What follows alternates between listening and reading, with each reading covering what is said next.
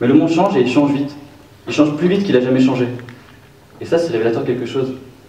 Parce que si le monde change aussi vite, et d'une manière aussi impressionnante, c'est parce que le système, il ne marche plus.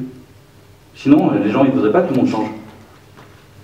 Et si le système ne marche plus, c'est que la machine politique, elle ne marche plus. La machine économique, elle ne marche plus non plus. Et le monde change. Et c'est bien, tant mieux. Mais nous, dans tout ça, comment on fait pour que le monde y change et que demain, ça soit mieux qu'hier? Comment est-ce qu'on peut faire? On ne peut pas tout arrêter d'un coup. On ne peut pas le laisser s'effondrer comme ça. Alors, moi, ce que je pense, c'est qu'il faut continuer de former des gens qualifiés, continuer de former des ingénieurs, continuer de former des managers, mais plus seulement. Parce que si ça suffisait, eh ben, il n'y aurait pas de problème. Seulement voilà, le monde change. Donc, il y a un problème. Et je pense que le problème, c'est que les ingénieurs qu'on forme, les managers qu'on forme, eh ben, ils oublient d'être humains au bout d'un moment. Et si on formait des ingénieurs, des managers, des communicants, qui avant tout étaient humains, le monde changerait. Et si les politiques, qui sont des politiques de carrière, étaient avant ça des humains, même constat. Alors, pourquoi est-ce qu'il faudrait que le monde change à ce point-là? Ben, nous, dans nos pays, on s'en aperçoit pas. Enfin, on le sait, mais ça va quoi. On n'est pas tant dans la merde que ça. Mais il y a des gens qui se lèvent le matin et qui n'ont rien à bouffer. On n'en a pas parlé énormément ce soir. Il y a des gens qui se lèvent le matin, qui voient leur femme à côté d'eux qui est enceinte, et qui savent que tous les enfants qui sont nés avant, bah, ils sont morts de faim. Ou d'une maladie. Et ces gens-là, nous, ben, on sait qu'ils existent. Évidemment. Tout le monde sait qu'ils existent. Et c'est pas pour autant qu'on les voit.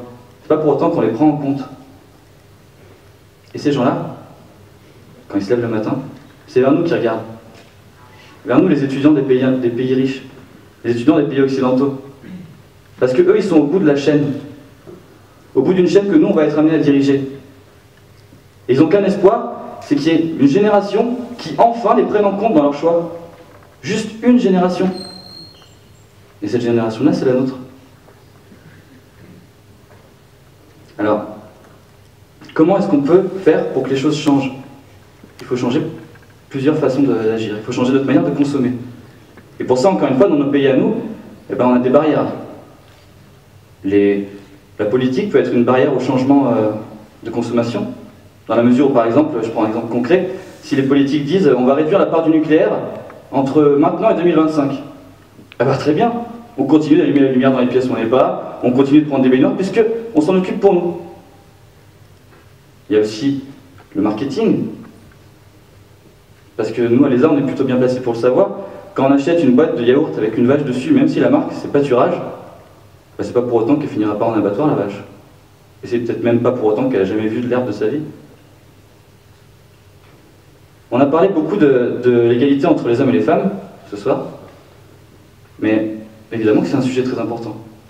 Mais si les hommes et les femmes d'un pays pouvaient être égaux avec les hommes et les femmes d'un autre pays, parce que, mine de rien, une distinction géographique, ça compte pas. Et la deuxième chose qu'il faut changer dans la société, c'est la manière de produire. Parce que consommer, tout le monde peut le faire, mais produire, c'est nous. Nous qui sommes en école supérieure, nous qui sommes en école qui vont former des managers, des producteurs, des ingénieurs, c'est nous qui prendrons les choix de production les années à venir. Et c'est là qu'il ne faut pas rater. Parce qu'une carrière, c'est fait de choix. Et on aura des options, des chemins à prendre, et des gens à orienter.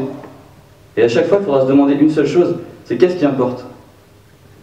Est-ce que si je dis oui ou si je dis non, ça changera quelque chose pour moi? Mais est-ce que si je dis oui ou si je dis non, ça changera quelque chose pour des milliers de gens à l'autre bout du monde? Est-ce que je pourrais raconter plus tard à mes enfants toute ma carrière sans rien enlever, sans me dire que j'ai honte de certaines choses? C'est ça qui compte. Et est-ce que quand je me couche le soir, le monde est un peu meilleur que quand je me suis levé le matin, grâce à moi? Donc ça, c'est, à mon avis, les raisons pour lesquelles il faut trouver du sens à ce qu'on fait. Et maintenant, je vais vous expliquer comment moi j'ai fait. Alors, la réponse est simple, c'est la vie associative qui m'a permis ça. La vie associative, elle permet de ne pas passer ses études à lire des cours et à être dans un monde académique. Elle permet d'échanger les points de vue, de se rendre compte de ce que les autres pensent et d'essayer de leur faire passer ce que nous on pense. d'argumenter nos idées, d'écouter celles des autres et de les accepter.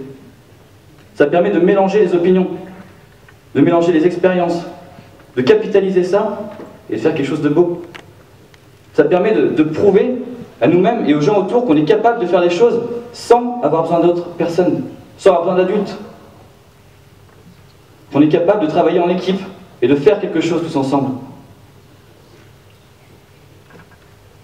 Et je pense que le fait d'avoir une approche différente de celle de nos professeurs qui serait apportée par une vie associative devrait être quelque chose qui devrait être encore plus encouragé qu'elle l'est actuellement, même si elle l'est déjà. Donc voilà comment j'ai fait pour trouver du sens à mes études, et j'espère que ça pourra durer toute ma vie. Et j'aimerais vraiment faire passer ce message-là à tous les gens qui sont dans la salle aujourd'hui. Il y a, je ne sais pas exactement combien de temps a duré mon oral, mais s'il a duré 7 minutes, il faut vous imaginer que pendant le temps que j'ai parlé, il y a entre 40 et 50 enfants qui sont morts de faim.